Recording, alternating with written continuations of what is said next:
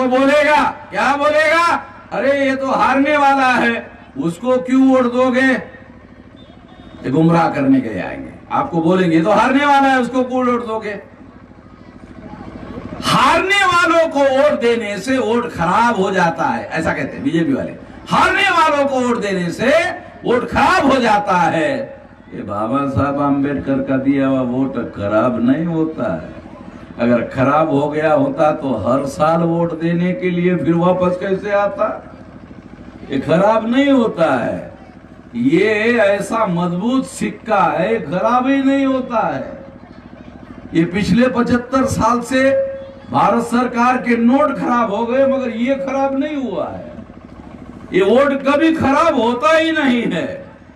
ये नया ही, चुनाव आया कि नया होता, चुनाव आया कि नया होता है, खराब होता ही नहीं है। तो ध्यान रखो, वोट कभी खराब, है बाबा साहब अम्बेडकर का दिया हुआ है, वोट कभी खराब होता नहीं है। मगर हमारे लोग गुमराह हो जाते हैं और क्या कहते हैं, जीतने वालों को वोट दे देते हैं। जीतने वालों को, पंडित जी को वोट दे देते हैं और देने के बाद पंडित जी के घर में जाते हैं कि पंडित जी हमने आपको भी वोट दिया था। तो पंडित जी पूछा कैसे?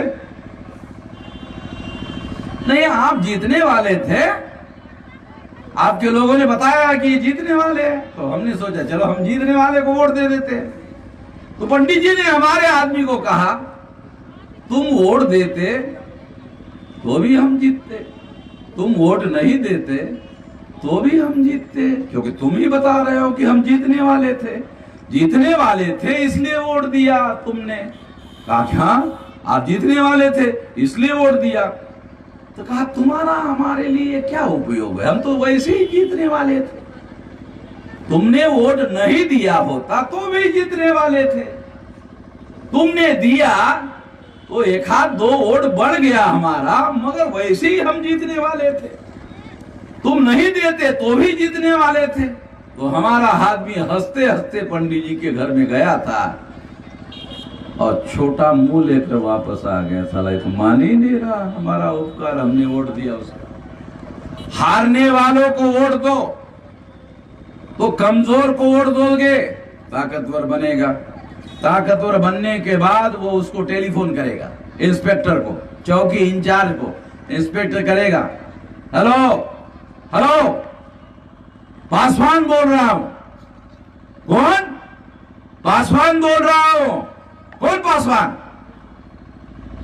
वो जो 6% से ज्यादा वोट लिया था ना चुनाव में, वो पासवान बोल रहा हूं। तो इंस्पेक्टर क्या बोलता है मालूम? सर सर सर सर मैं आपका आवाज पहचान नहीं पाया सर। सर एकदम पहले क्या बोला, कौन पासवान जी? और जैसे ही कहा कि वो 6% वोट हमने लिया था ना, जैसे ही मालूम हो जाता है तो इंस्पेक्टर क्या कहता है, सर सर बोलिए सर क्या सेवा करूं सर? तो जो चौकी का इंचार्ज होता है वो हारा हुआ आदमी अगर 6% वोट ले लेना तो उसको लगता पता नहीं अगले विधायक यही होने वाला है। अब तो नहीं हुआ मगर अगली बार विधायक वही होने वाला है। तो चौकी में आपका काम वो कर सकता है, पंडित जी तो घर में ही नहीं आने देगा आपको, और आया तो बोलते तुम्हारी कोनो जरूरत नहीं है। ध्यान रखना, गुमराह नहीं होना होगा, ये ध्यान रखना बहुत ज्यादा जरूरी है। इसलिए ये बात, ये धोखाधड़ी वाली बात मैं आपको समझा रहा हूं, और इसलिए ये बात समझा रहा हूं कि हमें इस देश में डिपेंडेंट बनाया गया है, दूसरों के ऊपर निर्भर बनाया गया है। नरेंद्र मोदी कहता है कि देश तो आत्मनिर्भर होना चाहिए, मगर आप लोगों को उनके ऊपर निर्भर बना दिया है। आपको भी अपने बल पर, अपने सामर्थ्य पर, अपने संगठित शक्ति पर निर्भर रहना चाहिए, अपनी शक्ति का निर्माण करना चाहिए, अपने बल का निर्माण करना चाहिए। संकट के काल में वही आपकी मदद आएगा, आपके ही लोग आपकी मदद करेंगे। दूसरे लोग आपकी मदद करने वाले नहीं हैं। ये काम आपको उचित समय पर सोच कर करना होगा, ऐसा करना होगा। अब आखिरी दो बात कहता हूं। उत्तर प्रदेश में समाजवादी पार्टी कहती है कि हम अकेले ही बीजेपी को परास्त करने वाले हैं। गलत बात, नहीं हो सकता। अकेले बीजेपी को परास्त नहीं किया जा सकता, गठबंधन बनाना होगा। तो हमने 37 पार्टियों का गठबंधन बनाया। अगर इसमें समाजवादी शामिल होती है तो महागठबंधन होगा। अगर समाजवादी के बजाय कांग्रेस शामिल होती है तो महागठबंधन होगा, और महागठबंधन होते ही बीजेपी परास्त हो जाएगी। ऐसा करना होगा। इसलिए हमने ये रणनीति बनाई और महागठबंधन बनाकर चुनाव लड़ा जाएगा तो बीजेपी को परास्त किया जा सकता है। इस चुनाव में ये सेमीफाइनल है। अगर इसमें योगी को हरवा दिया गया 22 में, तो 2024 में मोदी को भी हरवाया जा सकता है। नहीं तो दिल्ली में नया संसद बन रहा है। आरएसएस ने नारा लगाया है, नए संसद में नया संविधान बनाकर जाएंगे।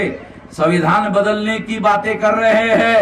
इसलिए हम लोगों ने रणनीति बनाई, लड़ाई की रणनीति बनाई कि अपोजिशन पार्टी की यदि यूपी में सरकार बने, ध्यान रखो आखिरी बात, अगर उत्तर प्रदेश में यदि अपोजिशन की सरकार बने तो हमारे समर्थन के बगैर बनने वाली नहीं है।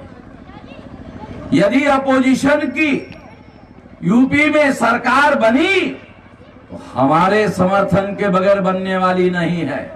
ये ध्यान रखो, हमारे समर्थन के बगैर अगर अपोजिशन की सरकार बनी तो हमारे सपोर्ट के बगैर नहीं बनने वाली।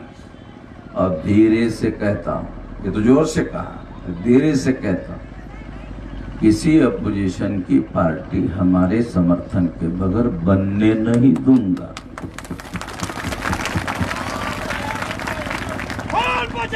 जो सरकार बनेगी वो हमारे ही समर्थन से बनेगी, अन्यथा नहीं बनने वाली है। ये ध्यान रखना होगा और इस बात को ध्यान में रखते हुए हम लोगों को काम करना होगा। इसी बात को कहते हुए अपनी बात समाप्त करता हूं। आपने भी बात ध्यान से सुनी, इसके लिए आभार, धन्यवाद।